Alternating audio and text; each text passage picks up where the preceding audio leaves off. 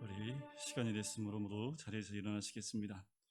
기도하심으로 주님께 예배로 나가겠습니다. 하나님은 영이시니 예배하는 자가 영과 진리로 예배할지니라. 아멘. 전능하사 천지를 만드신 하나님 아버지를 내가 믿사오며 그 외아들 우리 주 예수 그리스도를 믿사오니 이는 성령으로 잉태하사 동정녀 마리아에게 나시고 본디오 빌라도에게 고난을 받으사 십자가에 못 박혀 죽으시고 장사한 지 사흘 만에 죽은 자 가운데서 다시 살아나시며 하늘에 오르사 전능하신 하나님 우편에 앉아 계시다가 저리로서 산자와 죽은 자를 심판하러 오시리라. 성령을 믿사오며 거룩한 공예와 성도가 서로 교통하는 것과 죄를 사하여 주시는 것과 몸이 다시 사는 것과 영원히 사는 것을 믿사옵나이다. 아멘. 모두 자리에 앉으실까요? 주 예수 내 마음에 오사 날 붙들어 주시고 우리 함께 찬양 드리겠습니다.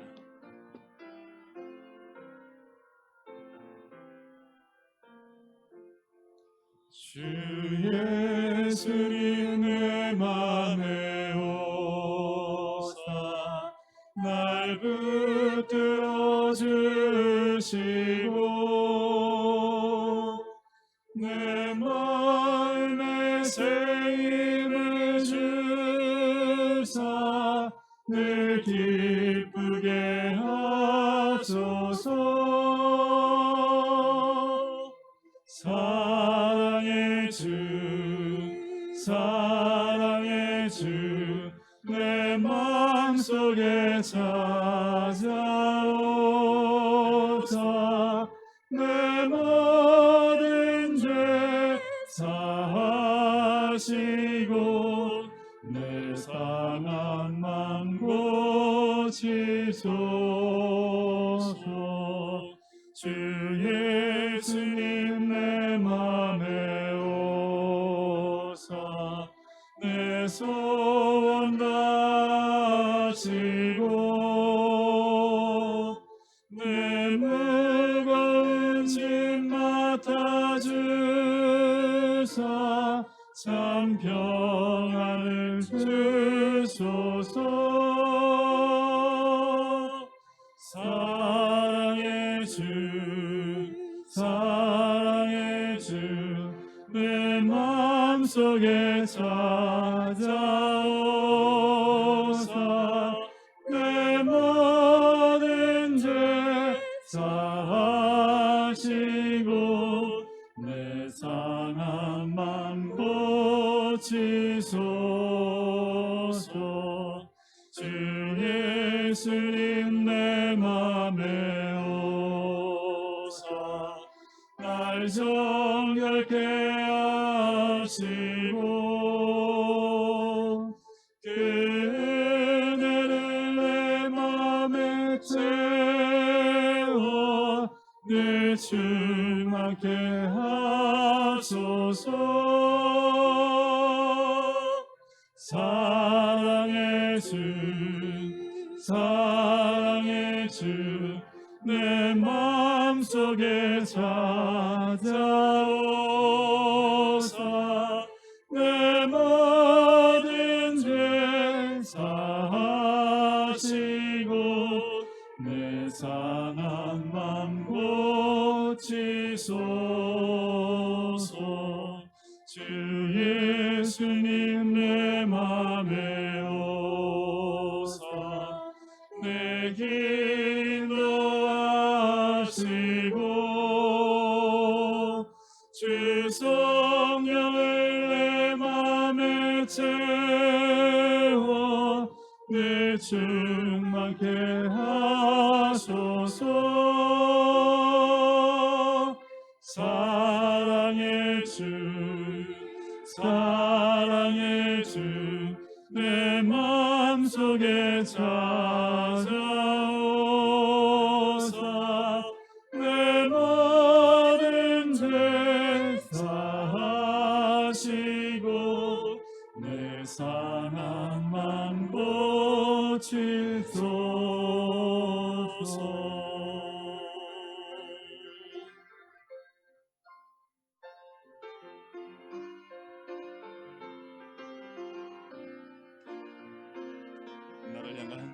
주님의 사랑을 찬양하겠습니다. 나를 향한 주의 산과 바다에 넘치니 내 마음 열 때 주님 나에게 참 자유를 주네. 내 진리 속에 거하며 나의 손을 높이 들고 언제나 주님의 사랑을 노래하리. 주의 사랑 노래하리라. 영원토록 노래하리라. 주의 사랑 노래하리라. 영원토록 노래하리라. 나를 향한 주의 사랑 산과 바다에 넘치니 내 마음 열 때 주님 나에게 참 자유 주시네. 내 진리 속에 거하며 나의 손을 높이 들고 언제나 주님의 사랑을 노래하리. 주의 사랑 노래하리라. 영원토록 노래하리라. 주의 사랑 노래하리라. 영원토록 노래하리라. 내가 춤을 출 때 내가 춤을 출 때 다 비웃겠지만 그들도 주 알게 되면 함께 기뻐 춤을 추게 되리. 주의 사랑 노래하리라. 영원토록 노래하리라. 주의 사랑 노래하리라. 영원토록 노래하리라. 주의 사랑 노래하리라. 영원토록 노래하리라. 주의 사랑 노래하리라. 영원토록 노래하리라. 주의 사랑 노래하리라. 영원토록 노래하리라. 주의 사랑 노래하리라. 영원토록 노래하리라. 우리 신같이 기도할까요? 나를 향한 주님의 그 크신 사랑이 바다에 넘치고 산에 넘치는 줄 믿습니다. 그 사랑을 우리가 노래하며 주님께 예배로 나갑니다. 하나님, 이곳 가운데 임재해 주시고 주님의 그 크신 은혜에 감사하여 나온 우리의 모든 심령들이 오직 주님만 바라며 우리가 예배드리는 모든 장소 가운데 하나님의 은혜와 성령의 충만함이 있는 복된 자리 될 수 있도록 우리의 마음을 다하며 중심을 다하여 드리는 예배가 되게 인도해 주시옵소서. 어디에 있든지 그 마음을 다하는 우리가 될 수 있도록 아버지 하나님, 우리의 중심을 주님께 드립니다. 우리의 마음을 주께 드립니다. 이곳 가운데 임재해 주시고 성령의 거룩하신 임재가 있는 복된 자리가 될 수 있도록 역사해 달라고, 또한 특별히 이 교회를 통해서 그 은혜가 흠뻑 넘치며 이 땅을 덮고 이 지역을 덮을 수 있게 인도해 달라고, 이 나라에 아직도 코로나로 인해서 묶여있는 모든 것 가운데 하나님 역사해 주셔서 이 민족이 바이러스에 묶여있는 심령들이 아니라 주님 안에서 자유함을 얻으며 구원의 놀라운 은혜를 받은 백성들이 될 수 있도록 역사해 달라고 우리 시간에 같이 한 목소리로 기도하시겠습니다. 사랑의 주님 감사합니다. 아버지 앞에 나오며 아버지 앞에 예배를 나갈 수 있게 하시며 감사합니다. 주의 귀하신 은혜가 우리의 모든 심령들 가운데 임재하게 하여 주시면서 우리의 연약한 모든 것들을 주님이 하시고 아버지 하나님만 바랍니다. 성령의 그 크신 은혜와 감복이 우리의 모든 심령 가운데 덮을 수 있도록 아버지 하나님 교육시켜 간절히 소원합니다. 연약한 우리의 모든 심령들이 주님을 바라며 아버지 은혜 앞에 나가게 소원합니다. 아버지 하나님 도와주시고 인도해 것이 간절히 소원합니다. 아버지 하나님 역사해 주시옵소서. 우리 연약한 모든 가운데 하나님의 그 뜻을 은혜가 온전히 임재하는 놀라운 은혜를 누릴 수 있도록 아버지 하나님 역사해 주시길 간절히 소원합니다.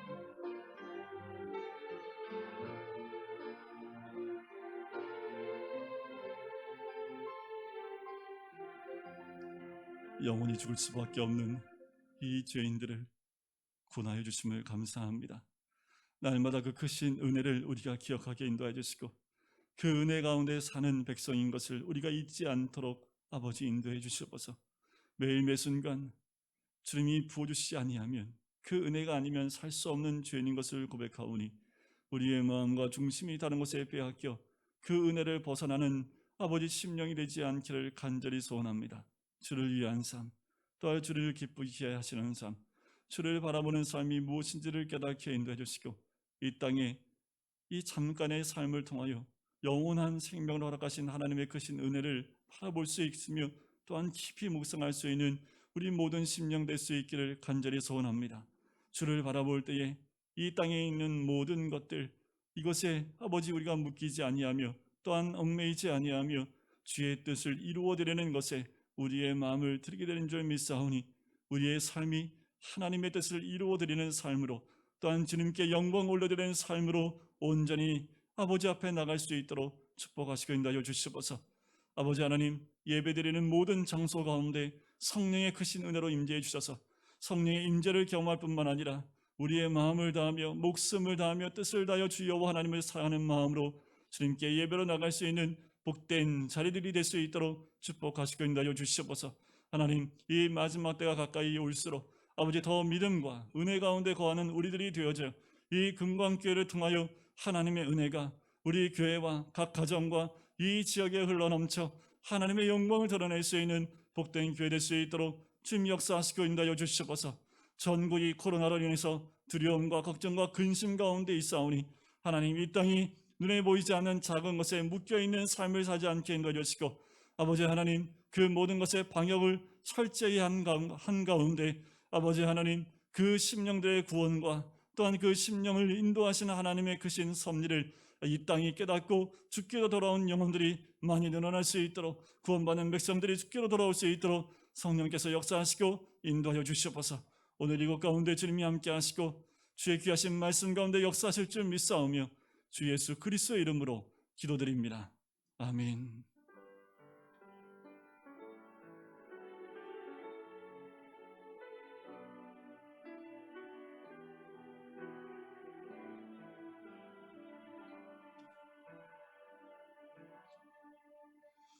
네, 주일 예배 나오신 우리 성도님들의 주의 이름을 축복하고 사랑하고 환영합니다. 우리 서로 눈인사 한번 하실까요? 네, 잘 배웠습니다. 네, 어저께 우리 중고등부 아이들이 함께 모여서 예배를 잠시 드렸고 또 1일 여름 수련을 했습니다. 아쉬워서 8월 중순에도 한번 더 할까 뭐 특별한 건 아니고 집회를 갖는 거기 때문에 요새는 함께 모여서 예배를 드릴 수 없어서 그 3박 4일로 일정이 있는 것들이 다 온라인화 되어져 있습니다. 그래서 각 집에서 아이들이 예배를 드리다 보면 잘 집중력이 좀 떨어져서 교회에 함께 모여서 어제도 예배를 드렸고요. 8월 중순에도 다시 예배를 드리려고 계획을 하고 있고요. 유초동부 여름 성경학교가 어제부터 시작을 했습니다. 여러분들 기도를 많이 해주시고 전사님과 선생님들이 많이 준비해 주셔서 어제 잘 시작을 했습니다.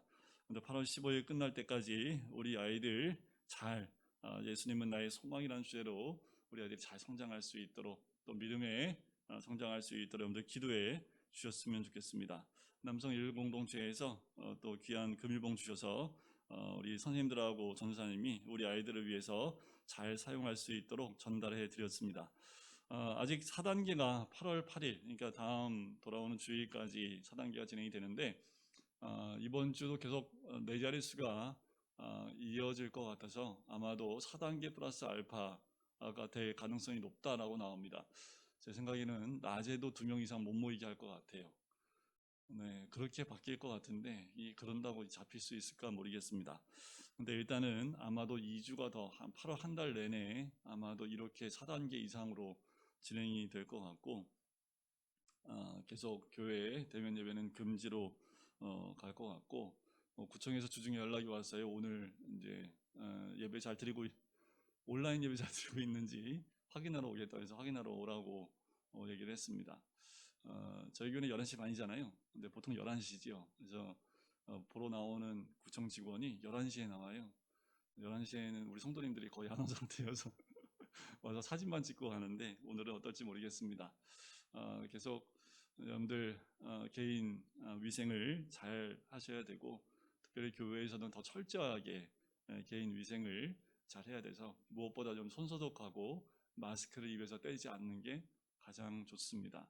물 마실 때는 괜찮아요. 그런데 마스크를 벗지 않고 있는 것이 가장 중요합니다. 제가 어느 곳을 가도 교회처럼 그렇게 철저하게 지키려고 노력하는 데가 있을까 할 정도로 교회들이 더 철저히 지키고 있습니다. 여러분들 기억해 주시고 여러분들이 함께 기도해 주셨으면 좋겠습니다. 재직회가 오늘 하려고 했는데 아무래도 대면 예배가 가능할 때 많은 성도님들이 함께 할 때 하는 것이 좋을 것 같아서 아마도 9월 첫째 주가 되지 않을까. 이 4단계가 좀 풀리고 난 다음에 이 재직회는 하도록 하겠습니다. 특별 새벽교회는 내일 정상적으로 진행을 하도록 하겠습니다. 여러분들 함께 8월 한 달 시작할 때 특별 새벽 기도회로 함께 해주셨으면 좋겠고요. 성경 읽기와 그리고 30분 기도하기에 늘 동참해 주셨으면 좋겠습니다. 내년부터는 1년 2독으로 바꿔야 될 것 같습니다. 그래서 1독 하신 분들은 중간중간 선물을 연말에 하지 말고 중간중간 선물을 드려야 될 것 같아요. 그래서 우리가 몇 년 동안 1년 1독 했으니까 내년에는 2독을 한번 도전해 보도록 하겠습니다. 8월은 독서를 좀 쉬도록 하겠습니다. 매달 한 권씩 드렸더니 좀 독서량이 밀리신 것 같아서 8월 한 달은 기존에 있던 것 밀리신 것을 읽는 시간을 갖고요. 9월 달에 다시 필독서를 지정해 드리도록 하겠습니다. 여러분들 함께 기도해 주시고 특별히 이 코로나로 인해서 사회 전국에 여러 가지가 많이 시끄럽습니다. 믿음 가운데 우리가 더 말씀 가운데 믿음을 지켜야 될 때가 이때인 줄 믿습니다. 우리 말씀 같이 보실까요? 함께 나눌 말씀은 로마서 11장 말씀입니다. 로마서 11장 11절부터 24절까지 말씀입니다. 제가 말씀을 봉독해 드리겠습니다. 11장 11절부터 읽겠습니다. 그러므로 내가 말하노니 그들이 넘어지기까지 실족하였느냐? 그럴 수 없느니라. 그들이 넘어짐으로 구원이 이방인에게 이르러 이스라엘로 식인하게 함이니라. 그들의 넘어짐이 세상의 풍성함이 되며 그들의 실패가 이방인의 풍성함이 되거든 하물며 그들의 충만함이리요.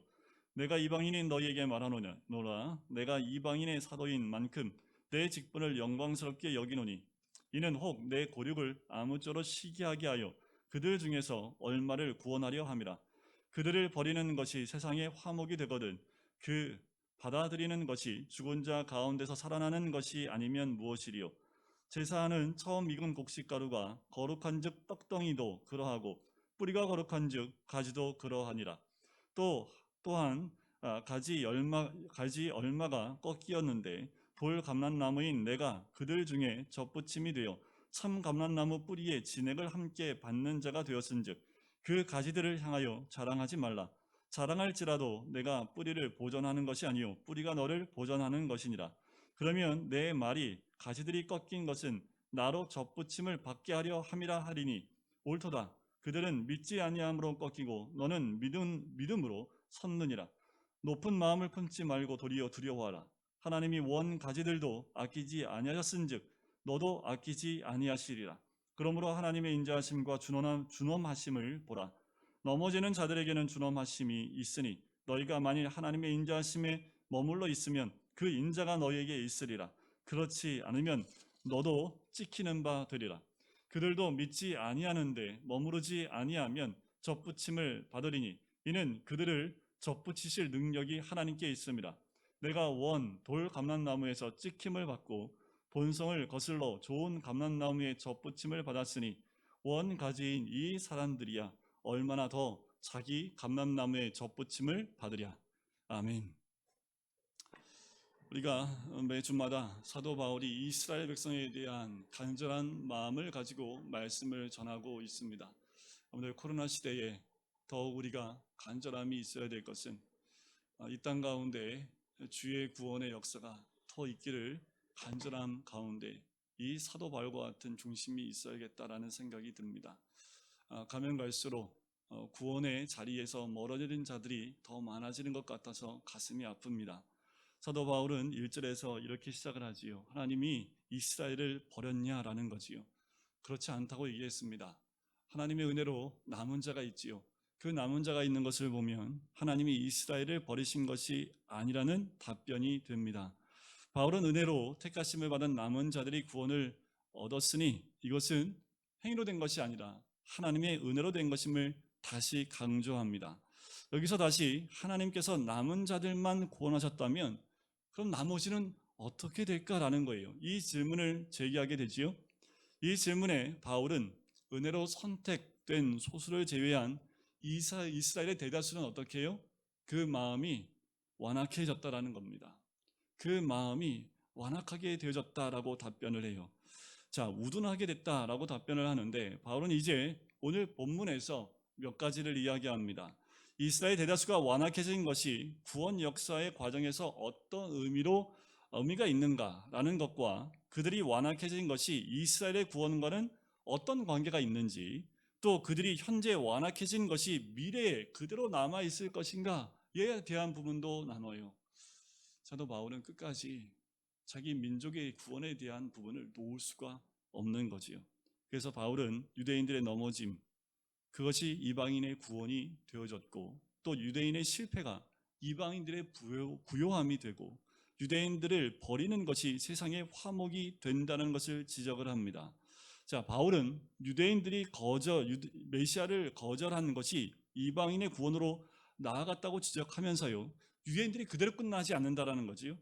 만약에 그들이 충만함과 또 유대인들이 받아들여지는 것이 미래에 반드시 있을 것이다 라는 것을 사도 바울은 이야기합니다. 자, 유대인들이 거절된 상태에서 다시 받아들여지는 상태로 그렇게 이르는 과정을 바울은 유대인들이 이방인들이 구원받는 것을 보고 시기하고 돌아오게끔 한다라는 것으로 이야기를 하지요. 자, 이방인 구원을 통해 동족 유대인들이 시기하여 일부를 구원하는 것, 그것이 자기의 이방인 사역, 자기가 이방인의 사도로 사역하는 근거가 되는 것, 또 그렇게 사역이 이렇게 역사한다는 것으로 이해를 합니다. 자, 바울은 이스라엘의 완악을 구원 역사의 과정에서 관찰한 다음에요, 이방인들과 유대인들의 구원 과정을 참감람나무와 돌감람나무로 비유하여 설명을 합니다. 자, 뭐가 어떤 것인지는 우리 본론에 들어가서 다시 말씀을 드릴게요. 24절에 보면 마지막에 이렇게 얘기하지요. 돌 감람나무에서 찍힘을 받고 본성을 거스려 좋은 감람나무의 젖붙임을 받았으니 원가지인 이 사람들이야 얼마나 더 자기 감람나무의 젖붙이심을 받으랴 라는 거지요. 유대인들의 완악이 이방인의 구원으로 가고요, 이방인들의 구원이 다시 유대인들의 시기를 통해서 유대인들의 구원으로 돌아올 것이라는 것을 비유로 이야기하고 있습니다. 자, 오늘 본문의 11절에 보면 이렇게 질문을 하는 것 같아요. 유대인들이 넘어지기까지 실족했는가? 그럼 실족의 목적이 궁극적인 멸망에 있는가? 라는 거예요. 대다수가 우둔하여졌고 완악해져 있다라고 이야기하면서 그러면 그들이 결국엔 멸망에 있는 것인가? 라는 거예요. 그러니까 바울의 관심은 은혜로 구원받은 남은 자보다 그 뒤에 남은 더 많은 이스라엘 전체에 대한 관심으로 확대되는 것을 볼 수 있습니다. 자, 남은 자들을 제외한 완악해진, 우둔해진 나머지 유대인들에 대한 관심을 표명한 것인데요. 자, 바울은 유대인들이 그리스도라는 거짓돌에 걸려 넘어진 궁극적인 목적에 초점을 둔 질문을 한 거예요. 그러면 이들이 어떻게 되겠냐라는 거지요. 자, 그러면서 바울은 유대인들이 궁극적으로 멸망하기 위해서 완악해진 것이 아니라고 대답을 하는 거예요. 그렇지 않다라는 거지요.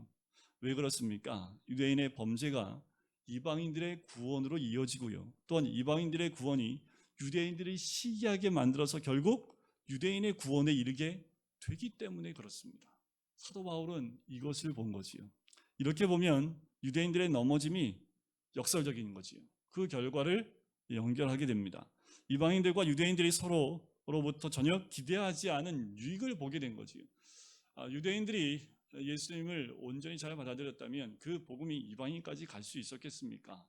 그런데 유대인들이 예수님 십자가의 죽임으로 그리고 그 복음을 받아들이지 않으므로 그 복음이 사방으로 또 이방에까지 전파되게 된 거지. 그런데 이방에 전파된 그 복음이 날로 날로 부흥하고 더 많이 전해지면서 유대인들에게 시기심으로 주님께 돌아오는 영혼들이 있게 된다라는 거예요. 자, 다시 말해서 이런 하나님의 계획하심 가운데 선택된 민족이 하나님의 구원을 받지 못한 그 계획 가운데 하나님의 또 다른 계획을 성취하는 과정으로 인도하게 됐다라는 거지. 이스라엘이 완악해진 것은 결코 포기되어지고 끝나는 것이 아니라 상향곡선으로 그리기 위한 하나님의 또 다른 방법이라는 겁니다. 자, 바울은 여기서 하나님의 주권적 은혜의 탁월성을 또 강조하는 거지요. 자, 12절에서는요, 유대인들과 이방인들의 구원 과정을 설명합니다. 자, 그들의 넘어짐이 세상의 풍성함이 되며 그들의 실패가 이방인의 풍성함이 되거든 하물며 그들의 충만함이리요.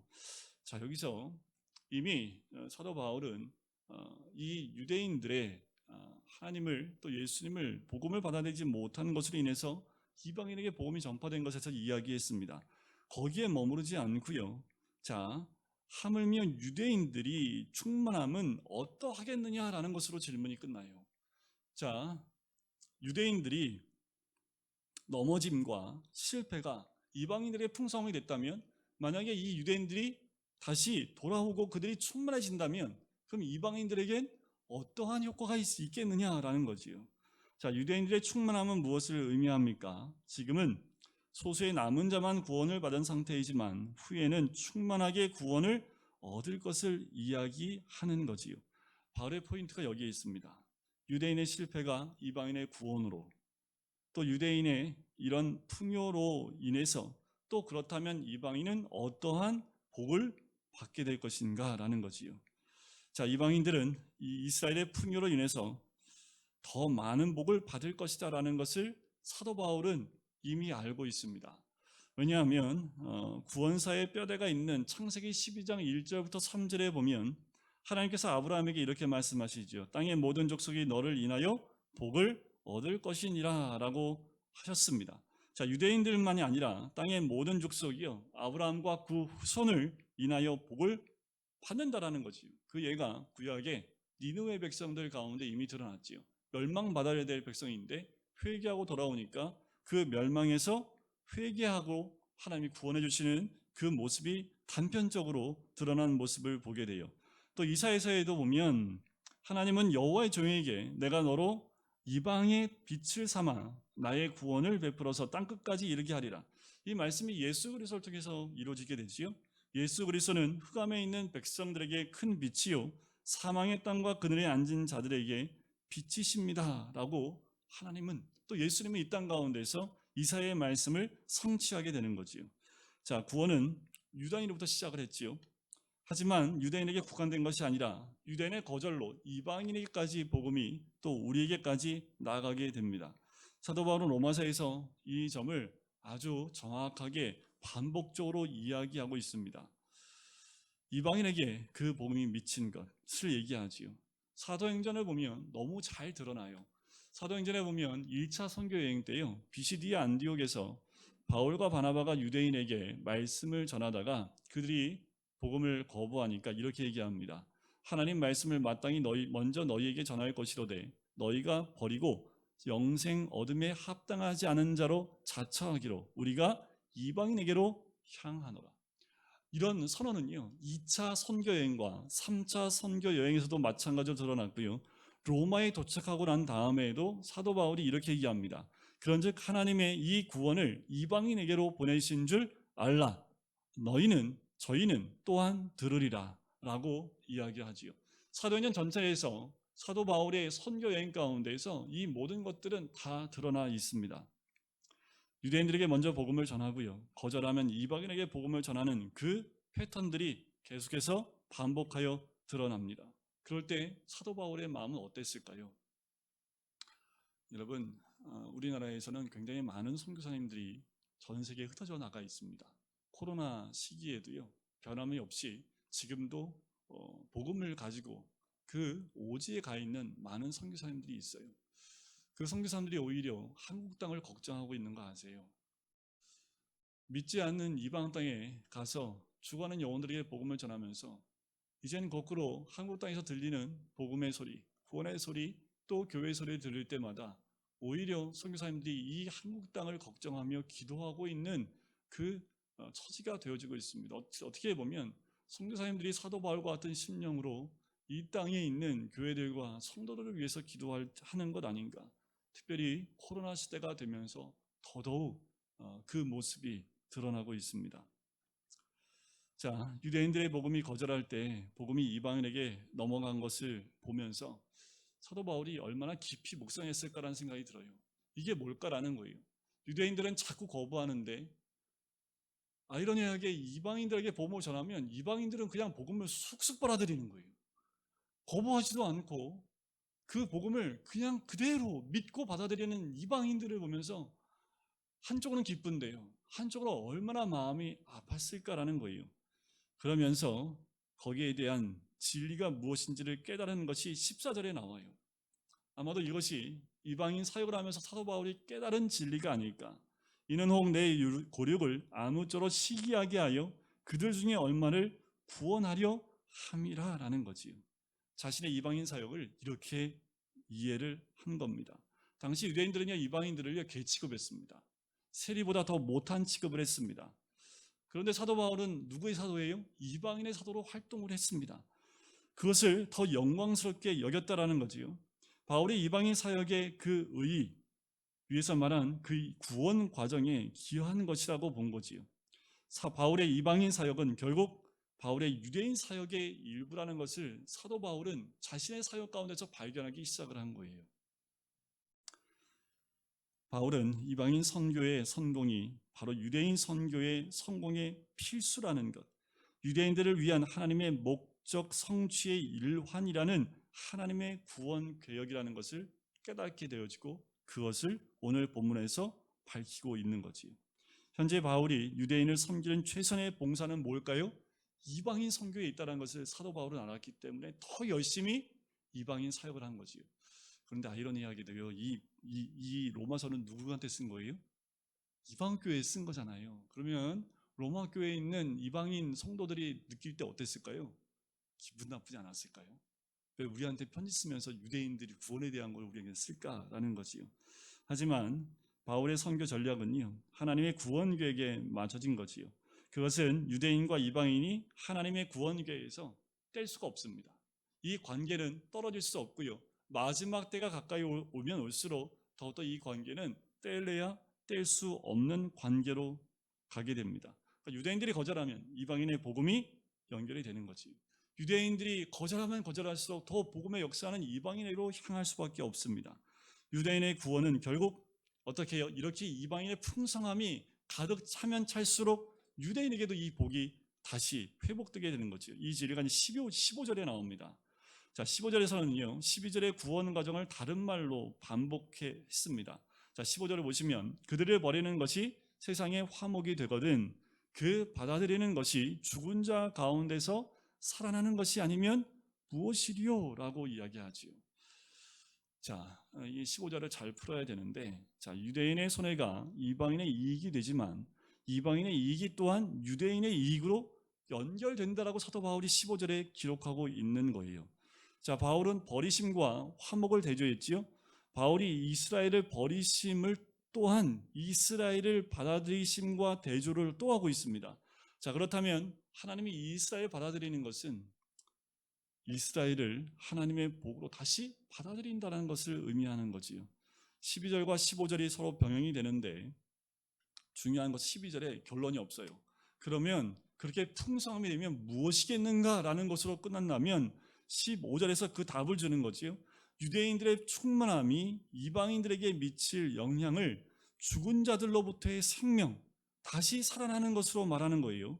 자, 이렇게 본다면요, 15절에 죽은 자들로부터의 생명, 다시 살아남은 앞으로 유대인들이 예수 그리스도를 영접하게 되면 이방인들의 세상에 엄청난 영적 생명의 역사가 나타난다라는 거예요.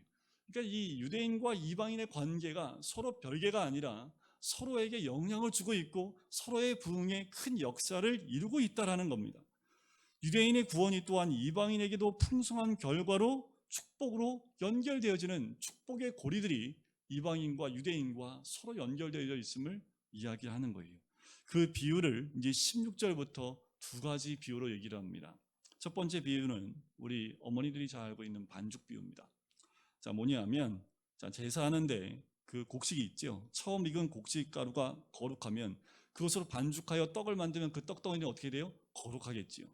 자, 그러면 뿌리가 거룩하면 가지에 나는 것도 거룩하겠지요. 그럼 이게 뭐냐 하면 바로 당시에 구원받은 유대인이 남은 자들, 그 남은 자들은 앞으로 구원받을 유대인 전체의 처음 익은 곡식가루가 된다라는 거지요. 그러니까 나중에 있는 모든 자들도 그 구원과 거룩하심 가운데 들어갈 수 있다라는 거지요. 자, 이어서 바울은 감람나무 비유를 좀 길게 합니다. 자, 감람나무 비유는요, 예레미야 11장에 이스라엘을 감람나무로 비유한 내용들이 나와요. 그리고 호세아에도 이 말씀이 나오지요. 바울이 구약에 있는 감람나무 비유를 의식해서 쓴 것인지는 알지 못하지만, 자, 17절과 18절에서 이방인 신자를 향해서 이렇게 얘기합니다. 원 가지들 일부가 잘려나가고 돌 감람나무인 내가 그 가지들 중에 접붙임을 받아 감람나무 뿌리의 수액을 공유하게 되었다면 원 가지들에 대하여 자랑하지 말라. 내가 그 뿌리를 지탱하는 것이 아니라 그 뿌리가 너를 지탱하는 것이다 라고 얘기하는 거예요. 근데 그 접붙임하는 게 저는 잘 모르거든요. 서울 사람이어서. 근데 원해를 좀 아시는 분들은 이게 뭔가 잘못된 것이라고 아마 바로 느끼게 된답니다. 왜냐하면 접붙임을 할 때는 좋은 가지를 붙인대요. 그러니까 지금 이게 지금 반대로 된 거예요. 좀 나무가 안 좋더라도 좋은 나무의 가지를 접붙임을 받으면 그 가지에서 좋은 열매가 맺는답니다. 그러니까 원래는 그렇게 가야 되는데 지금 비유는 반대로 비유를 한 거지요. 혹시나 이런 접붙임을 안 하시는 분들이 오해할 수 있을까 해서 말씀을 드리는 건데 그 원의에 맞춰서 비유를 하는 것이 아니라 지금 사도 바울은요, 이 비유를 통해서 신학적인 진리를 설명하기 위해서 그것을 가져온 거기 때문에 이 접붙임의 원래 원의 그런 것을 똑같이 적용해서 얘기한 것은 아니라는 거지요. 자, 본문에서 이방인들은 뭘로 이야기한 거예요? 돌 감람나무와 가지들로, 유대인은요 참 감람나무와 그 가지들로 비유를 합니다. 자, 여기서 불신 유대인들은요 어떤 사람들이에요? 잘려진 가지들이지요. 아브라함부터 바울 때까지 이렇게 잘려나간 가지들이 있고, 그때 돌 감람나무 가지들의 일부가 이 감람나무 가지에 접붙임을 받아서 그 수액을 빨아먹게 된다라는 거지요. 자, 변하지 않는 게 있습니다. 뭘 변하지 않을까요? 원래 그 참 감람나무는 누구라는 것, 그건 변하지 않지요. 원래 참 감람나무와 그 뿌리는 접붙임을 받은 이방인 가지들에게 수액을 공급하고 그 이방인 가지들을 지탱한다라는 거예요. 자, 이방인들은 유대인들인 참 감람나무의 접붙임을 받아 그 수액을 공급받고 있지요. 그 뿌리에게 지탱을 받고 있는 돌 감람나무의 가지들이라는 거예요. 바로 우리가 이 가지들이라는 거지요. 따라서 바울은 이방인 신자들에게 뭐 하지 말라고요? 자랑하지 말라고요. 자, 바울이 이방인 신자들로 하여금 유대인들에 대해서 교만하지 말라고 이렇게 메시지를 강력하게 한 데는 이유가 있습니다. 왜냐하면 이 로마 교회가 이 편지를 받을 때 로마 교회의 모습을 우리가 좀 기억해 볼 필요가 있는데, 여러분들 어떻게 로마의 교회가 세워졌냐 하면 학자들에 의하면 사도행전 2장에서 성령 강림 사건 때 로마에서 온 유대인들이 있습니다. 그때 그 유대인들이 복음을 듣게 되지요. 그 복음을 들은 그들이 로마로 돌아가서 교회를 세웠다라고 봐요. 그러면 로마에 처음에 세워진 교회의 주류는 누구였을까요? 유대계 기독교인들이었겠지요. 그런데 시간이 흐르면서 로마에서 문제가 생겨서 유대인들이 다 추방을 당하게 됩니다. 그러면 그때 비주류였던 이방인 기독교인들만 남게 되겠지요. 그러니까 그 교회에 비주류였던 이방인 기독교인들이 그 교회의 주류를 이루게 돼요. 또 다시 이제 추방당했던 유대인들이 다시 로마로 돌아옵니다. 로마 돌아왔을 때 주류가 다시 바뀌었을까요? 그렇지 않다라는 거예요. 그러니까 이방인 기독교인들이 그 교회의 핵심을 이루고 있는 그 상황이라는 거지요. 그리고 유대인 기독교인들이 들어왔지만 그들이 그 자리를 다시 회복하지는 못한 그런 상황 가운데 있습니다. 자, 이런 상황 가운데 바울이 이런 교훈을 하는 거지요. 그러니까 이방인들한테 뭐예요? 교만하지 말라고 얘기하는 거예요. 사실 유대인인 예수 그리스도를 떠나서는 구원이 없지요. 참 감람나무인 이스라엘의 접붙임이 되지 않은 교회도 없습니다. 감람나무 하나예요. 하나님 백성도 하나입니다. 유대인 참 감람나무에 이방인 가지들이 접붙임 바 된 것이지요. 자, 이방인 신자들이 유대인들에 대해서 자만하지 말아야 될 이유를 얘기합니다. 19절을 바울이 이렇게 말한 셈이지요. 자, 유대인 원 감람나무 가지 일부가 잘려나가고 이방인이 접붙임을 받았다면 이방인인 내가 그들이 잘린 것은 내가 접붙임 받기 위한 것이다 라고 말할 수 있지요. 즉 하나님께서 이방인인 나를 귀하게 보시고 접붙이시려고 이 유대인의 일부를 잘라버렸다 라고 그렇게 그만큼 나를 중요하게 귀한 존재다라고 할 수 있는데 20절에 보면 바울이 이렇게 대답합니다. 맞습니다. 그러나 그들은 불신앙 때문에 잘려진 것이고 당신은 신앙 때문에 서 있게 된 겁니다. 즉 불신앙이냐 신앙이냐의 초점이 있는 것입니다. 신앙으로 서 있는 것은 내가 잘해서 서 있다는 것이 아닙니다. 너는 너의 공로로 서 있는 것이 아니라 하나님을 믿음으로 서 있는 겁니다. 믿음에 강조가 있으면 공로가 설 자리가 없습니다. 그러므로 교만하지 말고 두려워해야 합니다 라는 것을 20절에 이야기하는 거지요. 이 사실을 알 때 우리 신앙은 교만함으로 변질될 수 없는 겁니다. 바울은 감람나무 비유로 로마서 전체의 주제인 은혜와 믿음을 다시 한번 강조하게 된 거지요. 자, 21절에 겸손해야 될 이유가 나옵니다. 하나님이 원 감람나무 가지도 아끼지 아니하셨거든 너도 아끼지 않으실 것이다 라고 경고하는 거지요. 여러분, 이스라엘이 원래 감람나무의 가지인데 그 가지가 잘림을 받았다면 돌란난 감람나무 가지로 접붙임 바 된 우리는 더 어떠겠느냐라는 거예요. 그러니 어떻게 하라고요? 교만하지도 말고 믿음을 포기하면 안 된다라는 겁니다. 다시 한번 사도 바울은 주의를 시키는 거예요.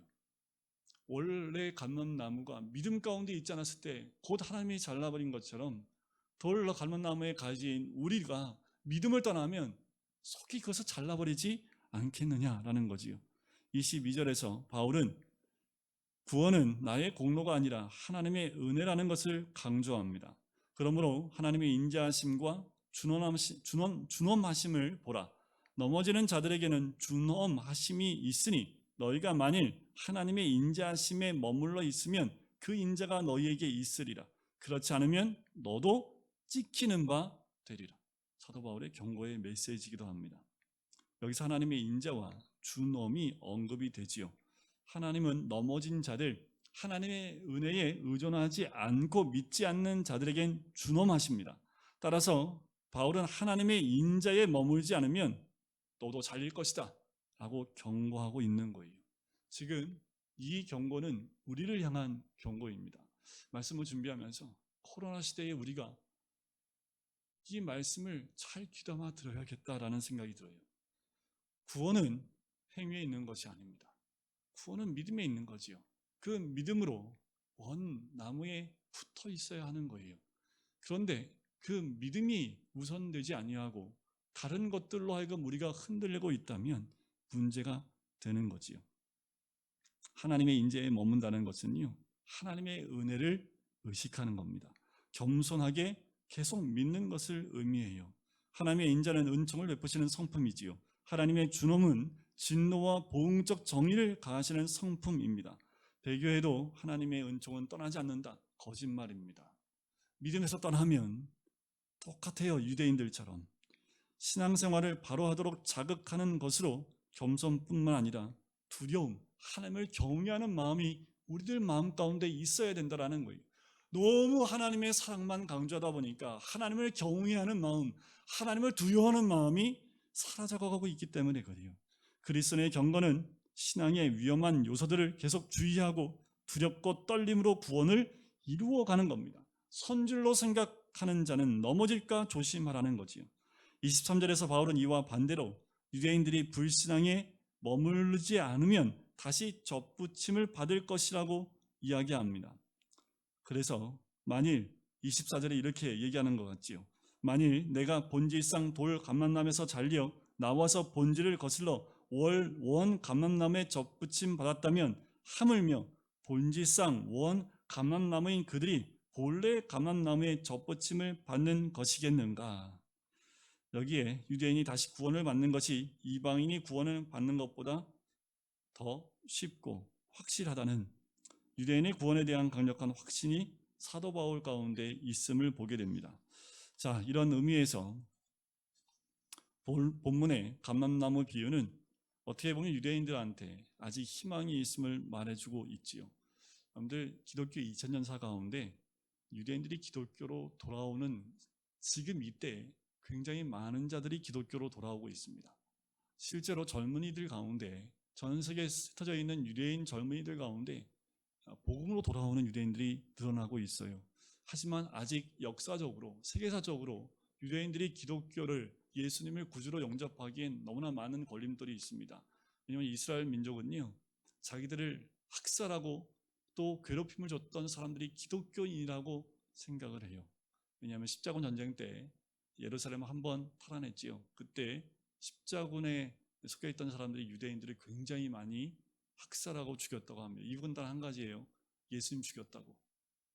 그 이후에도 계속 기독교인과 유대인들과의 부딪힘이 굉장히 많았고 유대인들이 제2차 세계대전 때 600만 명이 죽었던 그것도 기독교인들 때문이라고 그들 가운데 남아있는 의식들이 있습니다. 하지만 결국 유대인들은 하나님의 은혜 가운데 돌아오겠지요. 중요한 건요, 우리가 어떤 사람들이라는 거예요? 참 감람나무에 접붙임을 받았다라는 거지요. 이것은 전적으로 하나님의 은혜라는 거예요. 우리가 무엇을 잘했다는 것이 아닙니다. 우리는 교만하지 말고요, 겸손해야 합니다. 끝까지 주님 부르시는 그날까지 우리는 하나님께 그 참 감람나무에 접붙임 받은 우리는 늘 겸손히 믿음 가운데 있어야 되고 자기 공로를 하나도 내세울 필요가 없는 존재일 뿐만 아니라 하나님을 진심으로 믿는 겸손하게 믿어야 되는 그 모습이 우리의 모습이라는 거예요. 우리는 존재가 뭐예요? 돌 감람나무 가지입니다. 돌 감람나무 가지가 참 감람나무에 붙은 이유는 뭐예요? 믿음 때문입니다. 근데 그 믿음이 흔들리면 하나님은 원 감람나무 가지도 잘라버렸듯 쉽게 갈라질 수 있다는 거예요. 사도 바울이 교만하지 말라는 겁니다. 너희들을 살리려고 유대인들을 버리신 게 아니라는 거예요. 구원에 있다라는 겁니다. 여러분, 우리는 날마다 하나님의 은혜 가운데 있는지를 점검해 보셔야 합니다. 나는 겸손히 그 믿음 가운데 있는지를 날마다 점검해 보셔야 돼요. 그리고 오늘도 내가 그 믿음에 있는지를 보셔야 합니다. 그 외에는 없어요.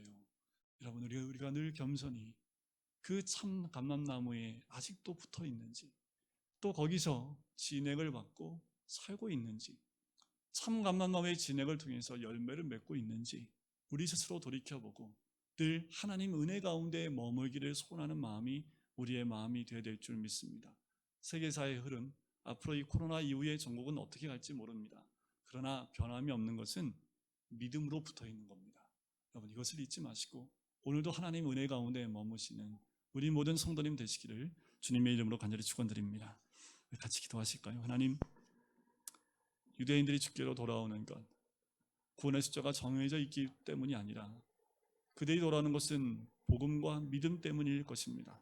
그렇다면 구원받은 우리들이 참 감람나무에 붙어 있는 이유는 믿음 때문입니다.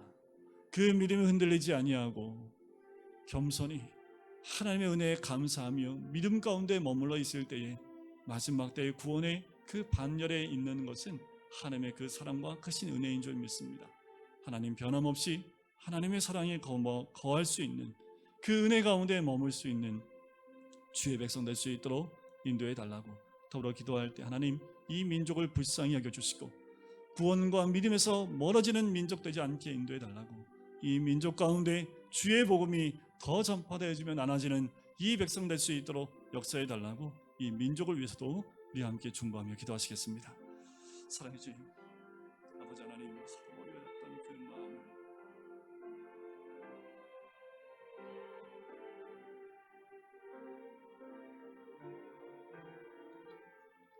삶에서 인도하게 하시는 하나님의 그 크신 은혜가 사도 바울 마음 가운데 간절함이 있었듯 아버지 하나님의 계획하심이 또한 유대인의 구원 가운데 인도하실 줄 믿습니다.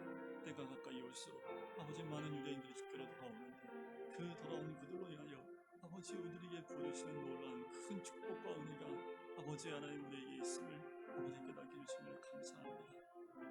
우리가 아버지 하나님 참 감람나무에 아버지 하나님 접붙임 바 되어진 아버지 가지인 줄 믿사오니 아버지 하나님 믿음에서 흔들리지 아니하며 오늘도 그 믿음 가운데 서 있는 아버지 하나님 그 어떤 것도 아니고 아버지 믿음으로만 아버지 하나님 그 하나님의 은혜로만 아버지 하나님 우리가 구원받을 수 있음을 다시 한번 믿고 고백함으로 흔들리지 않는 믿음 가운데 세워지는 우리가 될 수 있도록 아버지 인도해 주시옵소서.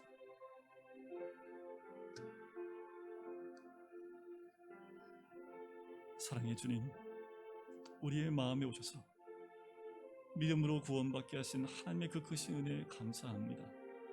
우리는 원래 잘림바 되어지고 불구덩이에 들어갈 수밖에 없는 그 돌 감람나무의 가지들이었지만 우리에게 하나님의 은혜를 허락해 주셔서 믿음 가운데 참 감람나무에 접붙임 바 되어지는 하나님 백성 삼아 주셨음을 감사합니다. 우리가 무엇을 했기에 또한 무엇을 했기에 그 공로로 구원을 얻은 것이 아니라 하나님의 그 크신 은혜 또한 믿음 때문인 줄 믿사오니 때가 가까이 올수록 우리가 믿음에서 멀어지지 아니하며 더 믿음 가운데 그 참 감람나무에 붙어있는 하나님의 백성이 될 수 있도록 아버지 인도해 주시옵소서. 예수 그리스도를 통해서 진행을 받고 열매를 맺으며 아버지 우리가 참 감람나무에 열매를 맺을 수 있는 주의 백성이 될 수 있도록 아버지 인도해 주시옵소서. 코로나 시대에 더욱더 우리가 믿음에 흔들리지 아니하는 하나님 백성이 되어져 잘림바 되어진 가지가 아니라 주님 안에서 풍성함을 누릴 수 있는 하나님 백성 될 수 있도록 축복하여 주시옵소서. 감사드리며 예수 그리스도의 이름으로 기도드립니다. 아멘. 우리 진정한 예배가 숨쉬는 교회 이 찬양 드리면서 다시 한번 우리가 믿음의 고백으로 주님께 나가길 간절히 소원합니다.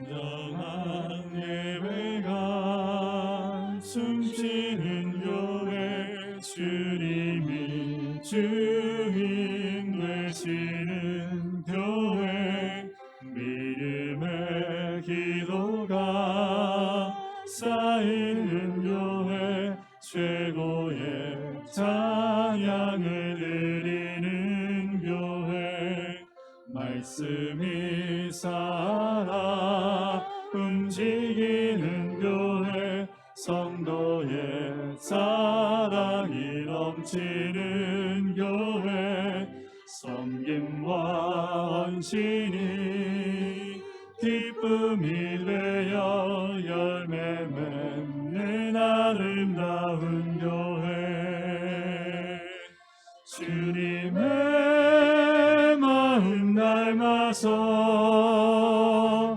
이웃을 사랑하는 교회 주님의 영광을 위해서